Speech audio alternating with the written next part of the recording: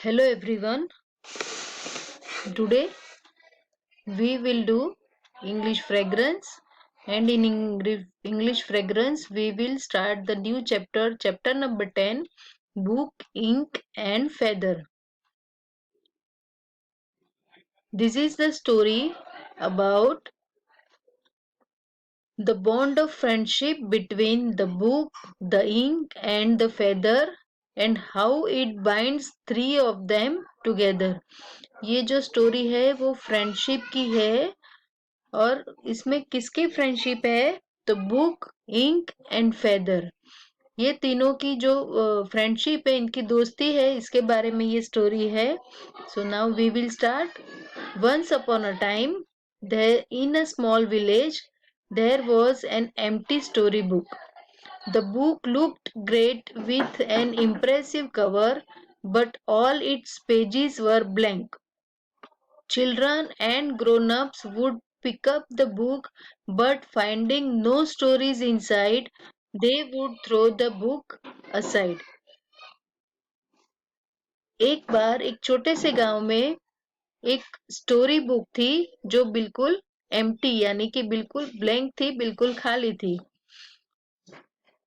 Book ऊपर से वो बहुत अच्छी दिख रही थी, उसका कवर जो था वो बहुत ही इम्प्रेसिव था, पर उसके अंदर के जो पेजेस थे वो पूरे ब्लैंक थे.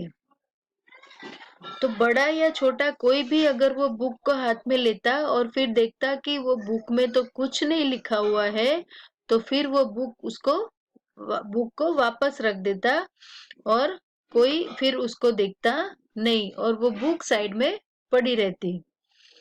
What would you do if you find such a book? अगर आपको ऐसी बुक मिलेगी तो आप क्या करोगे? ये आपको सोचना है कि अगर हमें ऐसी कोई बुक मिलेगी तो क्या हम उसमें कोई अच्छी सी स्टोरी लिखेंगे, या हम भी ऐसे ही बुक को ऐसे ही वापस रख देंगे.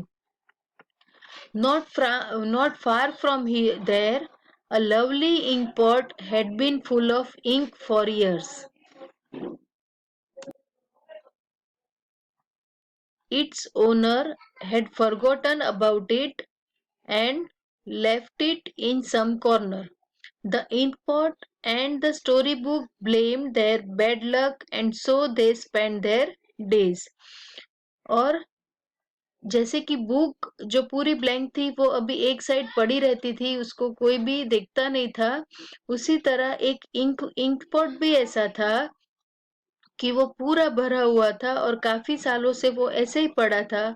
उसके ओनर यानी कि जिसने वो इंक पॉट लिया था, उसने उसका कभी भी यूज नहीं किया था, वो उसको यूज करना भूल गया था, तो वो किसी एक कोने में ऐसे ही कई सालों से पड़ा था. तो इसी तरह ये इंक पॉट और वो स्टोरी बुक दोनों अपने बैड लक को कोस रहे थे कि क्या हमारा ऐसा लक है कि हमें कोई भी यूज नहीं कर रहा है, और यही सोच के वो अपने दिन बिता रहे थे. When the book was thrown away, it ended up next to the ink pot. For days and days, the two of them swept stories about their bad luck, and they could have carried on for years if an elegant swan feather had not floated down and landed next to them.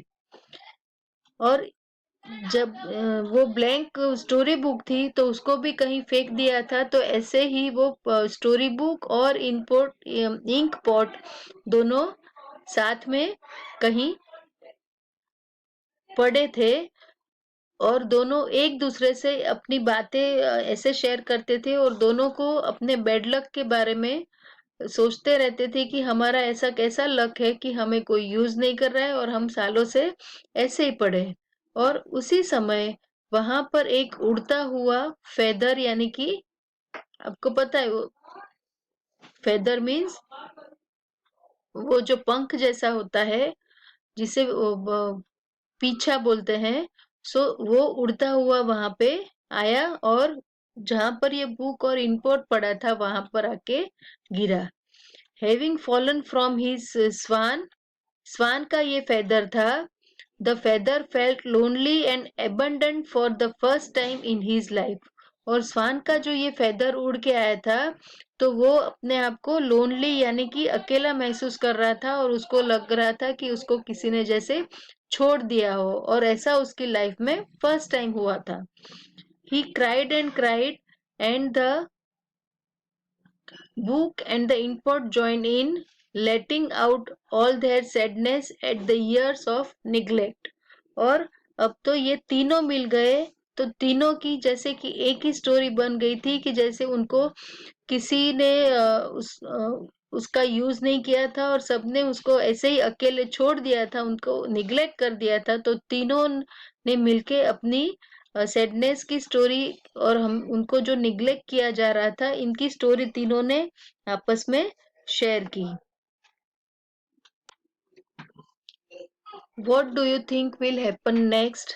आपको क्या लगता है कि अब आगे क्या हुआ होगा? However, unlike his companions, the feather soon got tired of crying and resolved to improve the situation. और फिर कुछ समय के बाद जो फेदर था वो रोते रोते भी थक चुका था और उसको ये लगता था कि ये जो सिचुएशन है उसमें से हमें बाहर निकलना चाहिए, ये सिचुएशन को हमें संभाल लेना चाहिए.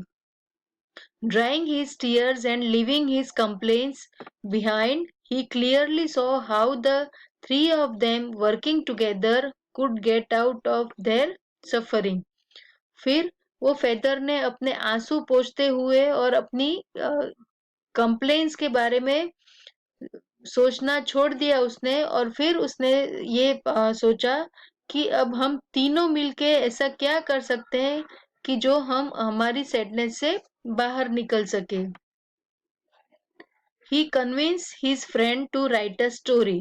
फिर उसने अपने दोनों फ्रेंड को स्टोरी लिखने के लिए कन्विंस किया. The storybook opened up his best pages. The inkpot didn't spill even a drop, and the feather wrote in beautiful writing. Together, they managed to write a lovely story about three friends who help each other to improve their lives. फिर तीनों ने मिलके story book ने अपना page open किया.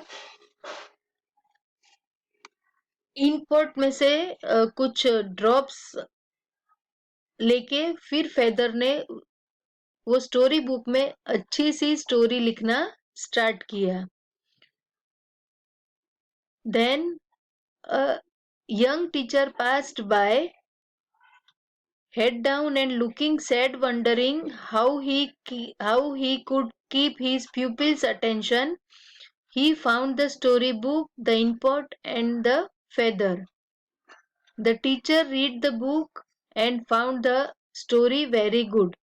फिर एक बार जहां पर ये स्टोरी बुक, इंपोर्ट और फेदर थे, वहां से एक टीचर वहां से पास हुई और उन्होंने देखा कि यहाँ पर एक बुक पड़ी है, इंपोर्ट है और फेदर भी है. तो उन्होंने वो बुक उठा के देखा और उसमें उन्होंने पढ़ा कि यहाँ इसमें स्टोरी जो लिखी थी उसमें वो पढ़ी तो वो बहुत खुश हो गई और उन्हें लगा कि ये स्टोरी तो बहुत अच्छी है. He picked up the storybook, inkpot and the feather and continued on his way to school. उन्होंने वो स्टोरी बुक, इंकपॉट और फेदर ले लिया और स्कूल की तरफ गए. When the lesson began, he told the story to his pupils and they were all attentive and interested. और फिर जब वो टीचर ने स्कूल में जाके लेसन पढ़ाना स्टार्ट किया तब उन्होंने ये जो स्टोरी बुक में जो स्टोरी थी वो बच्चों को सुनाई तो सब लोगों ने बहुत ही ध्यान से और इंटरेस्ट लेके वो स्टोरी सुनी. Every night from then on, the feather, the import, and the storybook got together and wrote a new story for the young teacher. और फिर हर रोज रात को वो फेदर, इंकपॉट और वो स्टोरी बुक जो थे वो तीनों मिलके हर रोज रात को एक नई नई स्टोरी लिखते थे. वो किसके लिए लिखते थे? वो यंग टीचर के लिए. They felt very happy and proud. That's thanks to their hard work and cooperation. और फिर वो तीनों बहुत खुश हो गए, जैसे कि हमने स्टोरी में स्टार्टिंग में पहले देखा था कि तीनों का कोई यूज नहीं करता था, तीनों ऐसे ही पड़े थे। पर धीरे धीरे फिर वो तीनों ने मिल के जो हार्डवर्क किया, तो जिसकी वजह से उन्होंने हर रोज नई नई स्टोरी लिखना स्टार्ट किया। और फिर वो तीनों मिलके अच्छी सी स्टोरी लिखने लगे। तो his so now thanks to their hard work and cooperation. और फिर वो तीनों ने मिलके जो काम किया है वो बहुत अच्छा था। उनकी तीनों की मेहनत और कोऑपरेशन यानी कि सहकार की वजह से वो तीनों ने मिलके हर रोज रात को नई नई स्टोरी लिखने लगे। So this is the very short story about the book ink and the feather. So I hope all of you understood this story. And yes, you have to read this chapter from the textbook. And afterward, we will do the exercise for these chapters in the textbook as well in the notebook. But before that, please you read the story from the storybook. I hope all of you understood in this. Thank you and have a nice day.